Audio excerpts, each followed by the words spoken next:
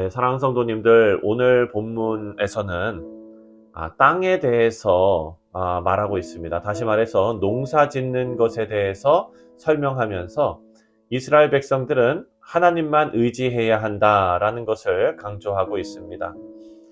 먼저 10절 말씀을 보면 애굽의 땅에 대한 말씀이 나옵니다. 10절에 내가 들어가서 차지하려 하는 땅은 내가 나온 애굽 땅 같과 같지 아니하고 거기에서는 너희가 파종한 후에 발로 물대기를 채소밭에 댐과 같이 하였거니와 이렇게 말씀하고 있는데 이스라엘 백성들이 지금 애굽에서 종살이를 오랫동안 했습니다. 그래서 애굽의 문화를 잘 이해하고 있는 것입니다.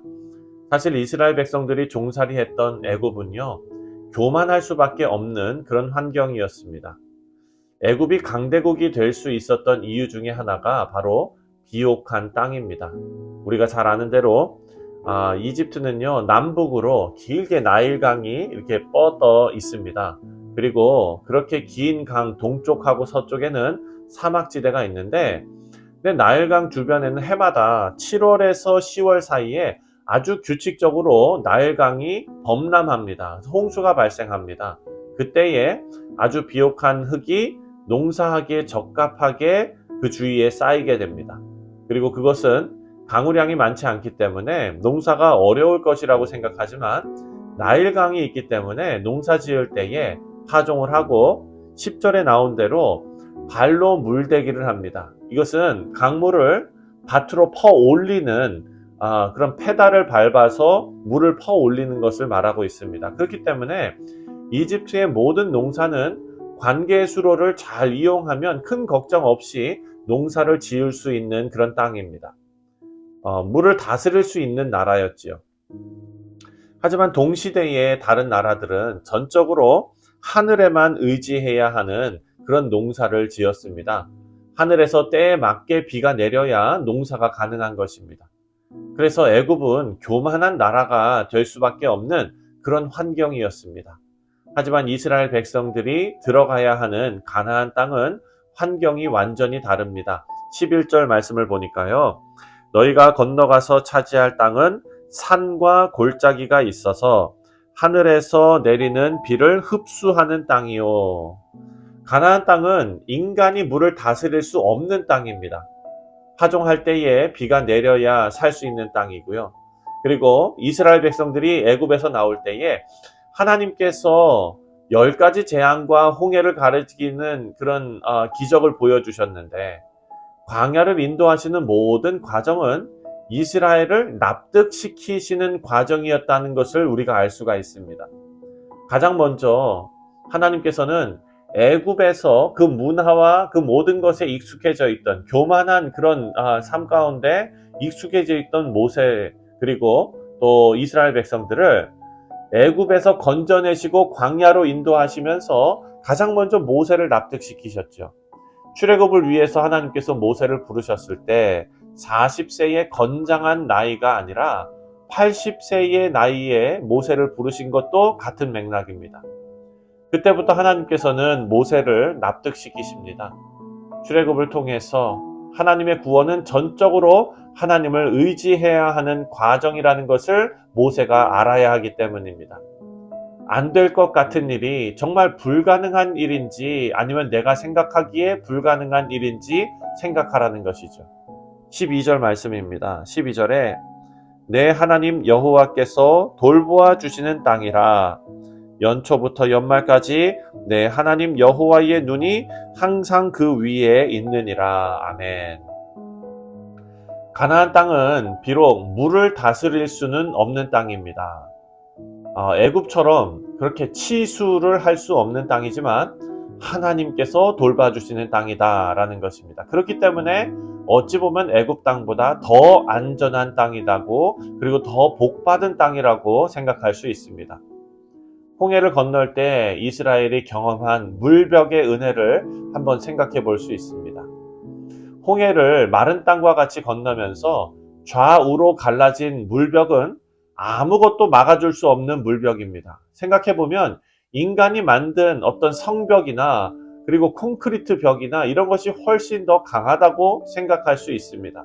하지만 하나님의 권능의 손길이 함께 할 때에 물벽은 그 어떤 벽보다 강합니다.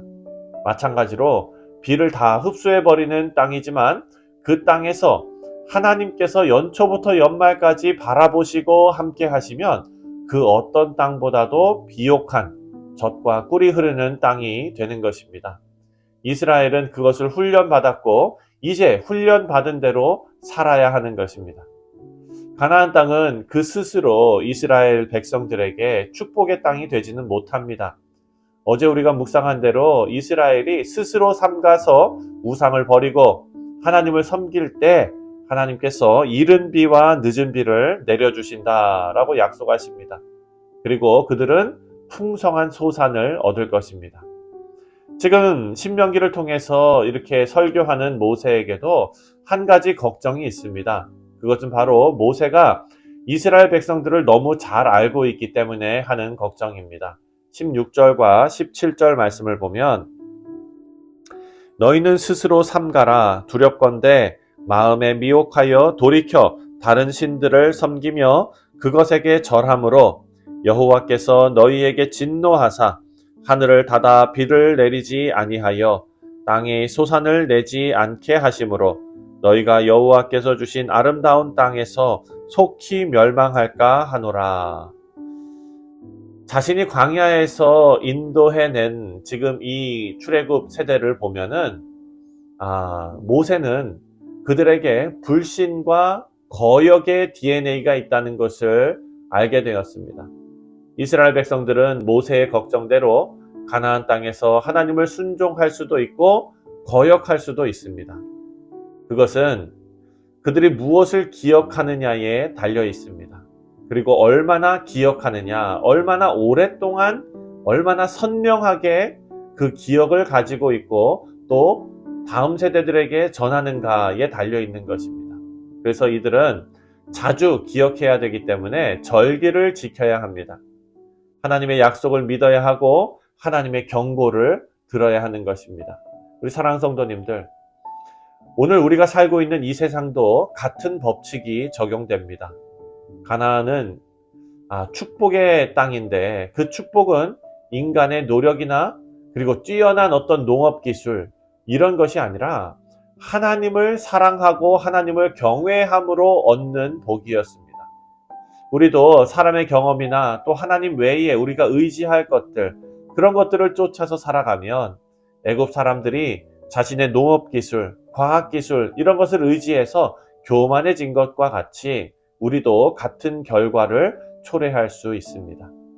우리 개인의 인생도 우리 성도님들의 가정도 또 우리가 함께 신앙생활하는 뉴욕 성실 장로교회도 그 무엇보다도 하나님의 방법으로 살아야 될 줄 믿습니다. 작은 일에도 하나님을 의지하시고 또 계속해서 나를 누르고 하나님을 높이는 삶을 살아낼 때 우리는 하나님께서 인도하시는 교회가 누리는 그리고 하나님께서 인도하시는 가정이 누리는 인생이 누리는 은혜와 평강 그리고 자비와 긍휼을 경험하게 될 줄 믿습니다. 다 같이 기도하겠습니다.